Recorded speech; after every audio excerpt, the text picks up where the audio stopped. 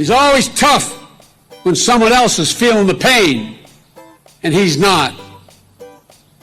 But we're going to make him feel the pain.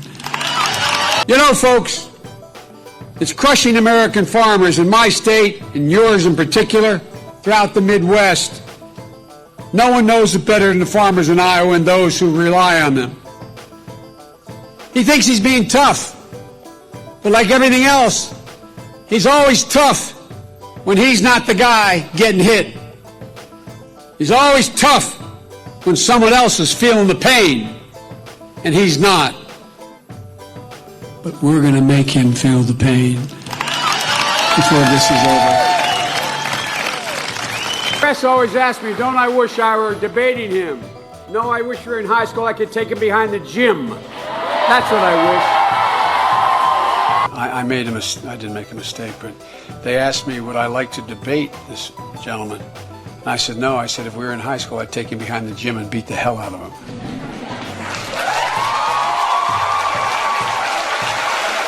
I shouldn't have said that. But then I was told that's just locker room talk. Well, I've been in a lot of locker rooms my whole life, a pretty damn good athlete. Any guy who talked that way was usually the fattest, ugliest SOB in the room. Because he plays into the hands of our enemies so uniquely. It's either he is so stupid that he doesn't understand. No, it's possible. It's possible he doesn't understand the damage he's doing. My name's TheDC. I'm a senior at the college, and I'm the vice president of the student body here. Isn't it a bitch? I mean, excuse me. Why a shotgun? I think the vice president very well knows that sometimes the words don't come out of your mouth the right way. But I always say what I mean. That if I wanted to be president of the United States, I could be vice president. I never make any big gaffes. I mean, you guys love saying that about me. But often his handsiness and comments No dates to your 30.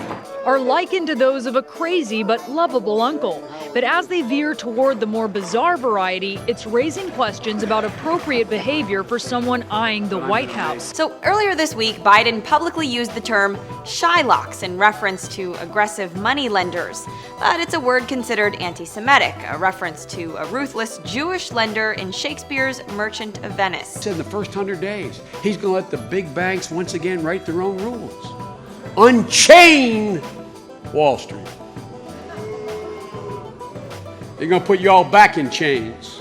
In Delaware, the largest growth in population is Indian Americans moving from India. You cannot go to a 7-Eleven or a Dunkin' Donuts unless you have a slight Indian accent. I'm not joking. Once again, the curse of Biden strikes. I've gotten to know you well enough. You want me to stop because I'm embarrassing you. Pardon me? Every 10 minutes there's a shift in sort of what the strategy is. Again, Who gives a It's a large, very identifiable Somali community. There's an awful lot who are driving cabs and are friends of mine, for real. I'm not being solicitous. I'm being serious. Only 15 Somalis live in the entire state, according to the Census Bureau. And Wilmington cab drivers told CNN they knew of no Somalis driving taxis. The vice president called the Crown Prince of Abu Dhabi today to clarify remarks he made last week during a forum at Harvard. Our biggest problem is our allies. I said, Jill, if there's ever a problem, just walk out on the balcony here or walk out, put that double-barrel shotgun and fire 2 blasts outside the house. All this stuff about how different Barack Obama is. They're just not used to somebody really smart. They're just not used to somebody who's really well educated. They just don't know quite how to handle it. Because if he's as smart as Barack is, he mustn't be from my neighborhood. His mom lived in Long Island for 10 years or so. God rest her soul. And although your mom's still alive as your dad passed. God bless her soul. A man who will be the next president of the United States, Barack America. It happens to be, as Barack says, a 3-letter word, jobs. J-O-B-S, jobs. Now is the time to heed the timeless advice from Teddy Roosevelt. Speak softly, and carry a big stick. End of quote. I promise you, the president has a big stick. Buy a shotgun. Buy a shotgun.